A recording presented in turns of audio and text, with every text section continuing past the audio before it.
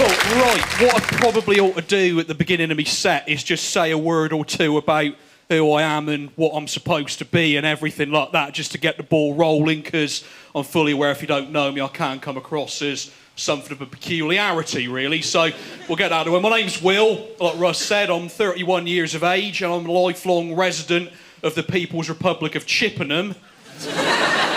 Essentially, I'm a fat bloke with pink hair who's heavily tattooed, who's collected Care Bears, My Little Ponies and Rainbow Bright dolls for quite some time. I went to wrestling school when I was about 23, and see, for many years, right, I was the most started-on man in Chippenham. Now, Chippenham's one of these places, it's a funny one, right? I've got a love-hate kind of relationship with Chippenham. I don't know whether I really like it or not, but it's not rough or anything like that. It's just kind of stupid some of the time. Do you know what I mean? There's a lot of wannabes. There's a lot of wannabe football firm blokes, a lot of wannabe gangsters, a lot of wannabe hard men. It's kind of like, imagine if Danny Dyer built a town.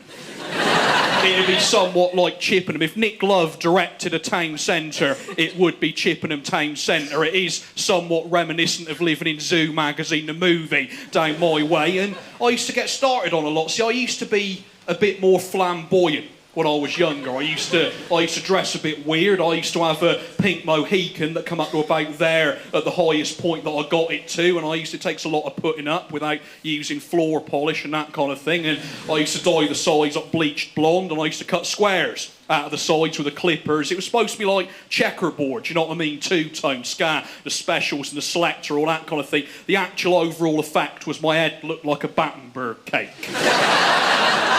I used to wear a lot of makeup. I just paint me nails and cover me spots up now, but I used to put a fair bit of slap on me face, the old war paint. I used to have an old copy of Smash Hits magazine that I found up in the loft that told you how to do your hair and your makeup exactly like Cyndi Lauper. So I used to go by the Cyndi Lauper makeup guide circa She's So Unusual. So I used to have the eyeliner coming up to the eyebrow so it joins up, and you got to kind of colour in with the eyebrow pencil and like the eyeshadow, pink eyeshadow, that kind of thing, and the body glitter, and of course the beauty spot on your cheek. That's the essential part of the Cyndi Lauper look. Thing is, you've got to have cheeks about 1/1,000,000th of the size of my girt big Winston Churchill British Bulldog type chops in order to pull off the beauty spot. I was walking around looking like some kind of bloated French aristocrat that was ripe for the guillotine. I was supposed to look like I had a man. It's just never going to happen, do you know what I mean? Not to a man of my carriage. As you can imagine, I was the subject of a bit of good-natured joshing. I'm down the pub, on the way to the pub, on the way home from the pub, in the chip shop, in the betting shop, at the train station, leaning out the window, having a cigarette and all of that. It becomes a bit of a life's work being the most started-on man in a town. It happened quite a lot. It still happens now. I still get started on quite a bit. Mostly people start on me now for the same reason they used to start on me back then, is people start on me because they think I'm gay. Now, you wouldn't think that I was gay. I mean, firstly, stereotypically, a gay man would never let himself go to the extent what I have. And I've been going to the gym a bit lately, but I can still very near get these in me mouth, let me tell you. Also, you're a nice crowd, do you know what I mean? You're all like cosmopolitan people, Londoners probably, and you'd only think I was gay if I come up here and I said that I was. If I come up here and I said my name's Will, I exclusively and without exception have sex with people what are the same gender as me, and that's all what I have sex with, and that's that. But I don't live in this studio, I don't live in Russ's TV show, I live in Chippenham, and mostly it's all right. When you go to some pubs and clubs in Chippenham, you're pretty much surrounded by blokes who think you're gay if you can read, so I like women, do you know what I mean? I like big women and older women, essentially. My girlfriend's a big girl, she's beautiful, she's the most beautiful girl in the world. I like big women and older women, though. With something between this morning and loose women, it's a miracle I get any work done in the day, let me tell you. I'll be quite glad someone's taken over from Firm Britain. It'll give me a little window to check my emails and everything. I've always liked that. I like properly big girls. I don't mean like when you see like America's Top Model, like a girl who's a size 12 comes on. They go like, oh, you're striking a blow for the larger lady. Like proper big girls. I'm the sort of bloke who climb over Cheryl Cole to get to Judy Finnegan. Should such an unlikely scenario present itself. That's the course of action I'd take. I quite like Sounds of the Underground as a pop song. It's a good pop, so I'd tell her that as I was climbing over her, so it's not to call complete devastation as I climbed over to Judy Finnegan, yeah. Make Richard Madeley watch as well. I would be a bit like Clockwork Orange, but more baldy and salacious. Do like the big girls on. The only guy I know fancies Monica out of Friends only in the flashback sequences.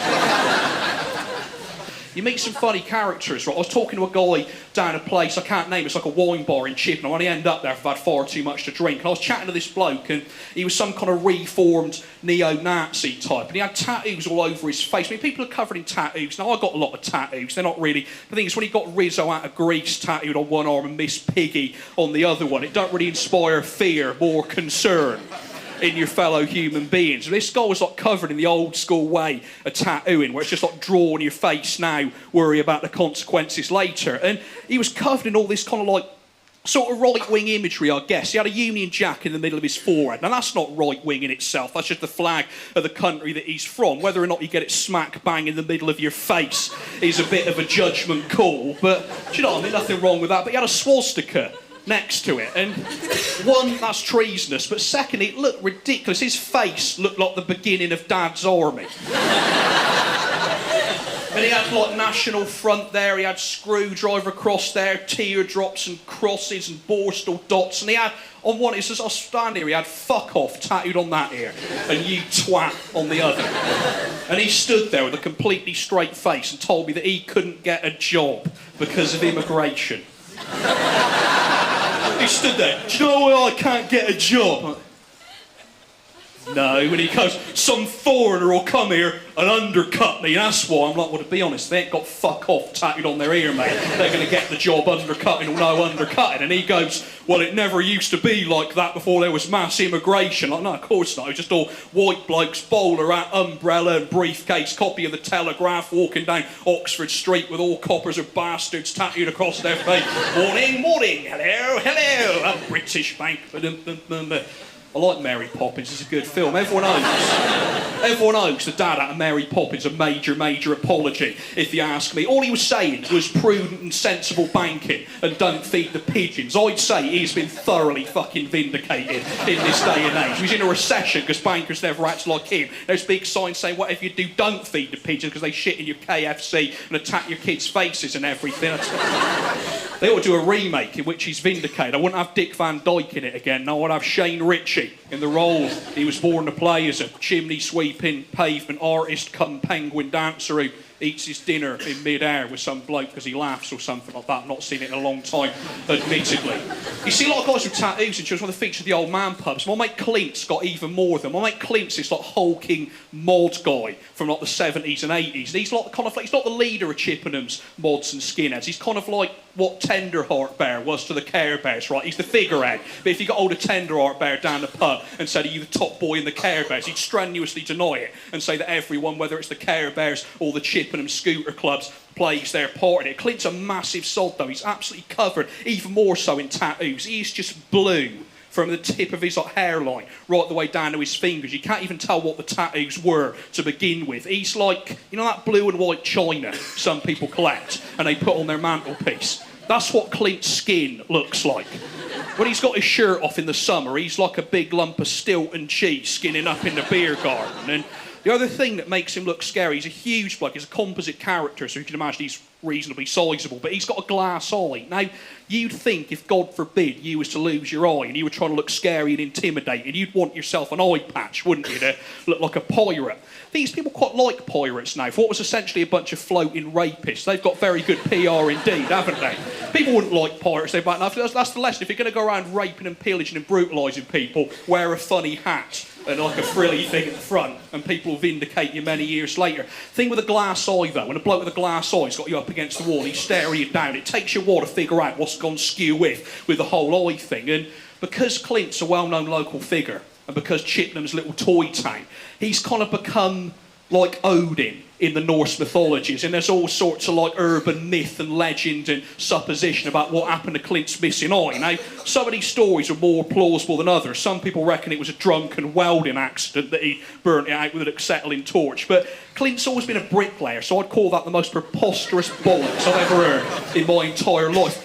A more popular And I'd say more plausible theory was that it was a darts or darting accident, perhaps grammatically, that cost him his eye. That he was down a pub called Three Crowns. It's a great pub. It's a brilliant old man pub in Chippenham. There's one guy I know used to drink there so much that he had 3 crowns tattooed across his chest. Now he's got 2 crowns and a pacemaker scar. And he says to me, he goes, "How many tattoos you planning on getting, Will?" And I was like, "Well, I don't know, I'm not probably going to get covered because I'm kind of addicted." He goes, "Well, don't get the middle bit of your chest, your sternum done." He goes, "Remember what happened to me?" And I was like, well, I could just live my life better, do you know what I mean? I could just like quit smoking and eat less meat pies and not drink as much. You can't plan a tattoo bodysuit around an inevitable cardiac arrest and subsequent surgery. You can't go to the tattoo shop. "Where do you want this tattoo then?" "Well, there. I thought you were going there." "Yeah, but I'm going to have a triple bypass one day just because of how I conduct my life, mate. So better go there. Better safe than sorry."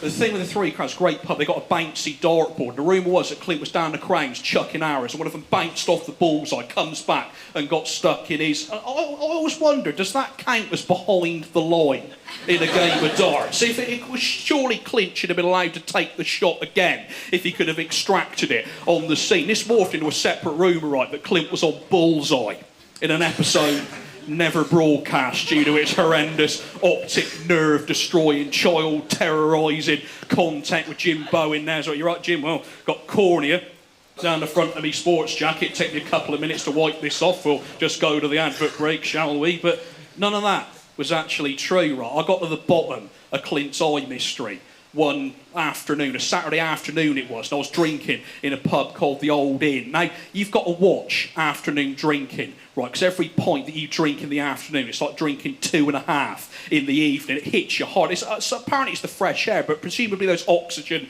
at night as well. It can't be that. But you think I'll just have like a quick drink while I'm waiting for me train, and you're slurring and flirting and urinating all over your shoes in the bog because you're phoning up people that you haven't spoken to in 15 years and everything, and absolutely no time. And I was in there, I'm at the bar, and thing is, when you're drunk, your brain's all kind of banjacks, and you forget what people mean to you. And you can see some bloke that you've hated since primary school, he can suddenly become your best mate in the entire world that you've always loved. You welcome with open arms. Well, the same proviso.